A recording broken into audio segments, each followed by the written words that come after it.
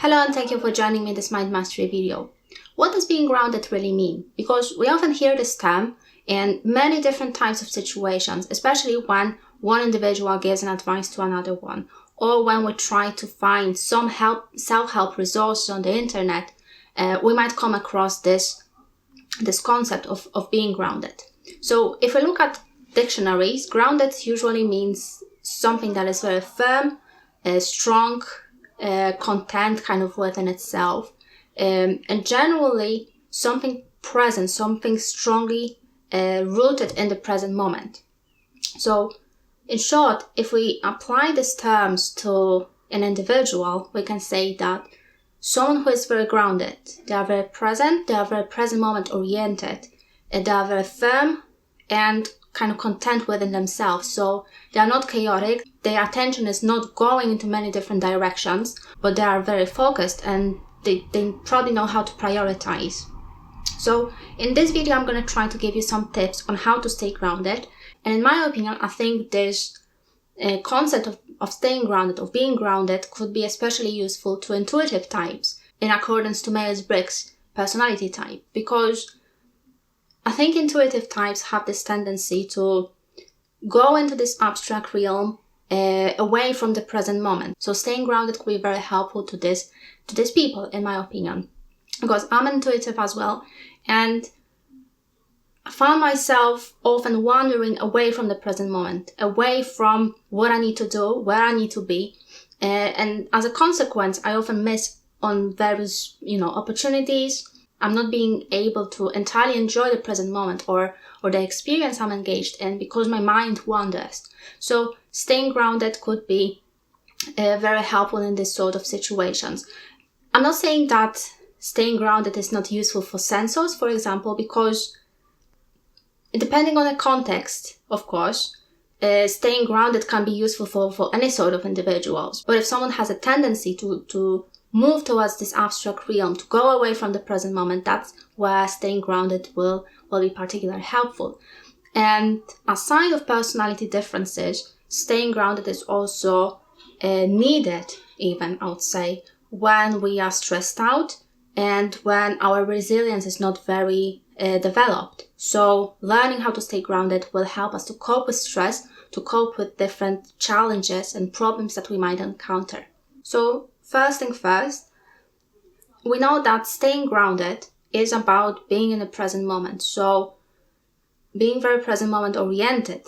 In other words, when we are grounded, we are here and now. We are not in the future and we are not in the past, but we focus on what's going on here in this moment. So if I tell you now to pay attention to the present moment, pay attention to sensations in your body, pay attention to what's going on outside you, within your field of vision, the senses, that's basically a first step towards becoming more grounded, because your attention moves away from your thoughts, away from your concerns, away from thinking and planning and God knows what else you're doing in your mind. It directs us towards the present moment. So being grounded is happening here and now. It's not happening anywhere else. It's happening in the present moment. And once you start practicing going back to this present moment, especially during challenging situations, especially during times when you might feel anxious or stressed out, or if you feel like, something is wrong is happening in your life, if you start moving your attention to the present moment, that's where it's going to become easier to collect your thoughts, to become aware of different possibilities that lie outside of the present moment. Because if you start wandering into different possibilities before becoming grounded, you're probably gonna get confused, because there are so many different possibilities that it might be quite difficult to determine which one of them is actually realistic or practical. So once you're able to collect yourself into this present moment sensory experience, it's going to be much easier to actually start working on what's going on this mental level. Now, on the mental level, being grounded means perhaps to use a little bit of mindfulness, at least a little bit of mindfulness, where you are able to observe your thoughts, observe your feelings, and observe what's going on this mental level without attaching yourself to every single thing that pops into your mind. Because once you start attaching yourself, once you go along with every single thought that comes to your mind, it's not going to be very easy to remain objective, remain in this present moment, because you're going to go into this abstract realm of thoughts and ideas again. So if you want to stay grounded, pay attention to your own thought processes, to your own cognitions, and learn how to observe various thoughts that come to your mind. Learn how to observe different patterns, because once you learn to observe one thought after another, after a while you're going to start spotting different patterns. So how one thought leads to another thought, what are the consequences of thinking in a particular way, and what are the emotional consequences in having a particular mindset, because a collection of thoughts, which you will manage to observe eventually, or if you can do it already, that's great. A collection of these different thoughts and feelings will determine your mindset, and that mindset will guide your actions, guide your behaviors, and basically influence how you react, how you respond to different situations in the external world. Now, the same rule applies if you want to stay grounded to the external world. So if you start reacting to every single stimuli that happens in your field of sensory experience, you're going to wander off the present moment, and you're going to wander away from yourself, from your own body, and from basically the center of you, which is your self-awareness. Now, when you observe the external environment, basically the same dynamic applies as you've been using, as we've been using that on the mental level. So basically observe without evaluating every single thing that happens to you or around you, because that will help you to remain open to what might come your way, to kind of remain open to different possibilities that might open up to you if you stop rushing.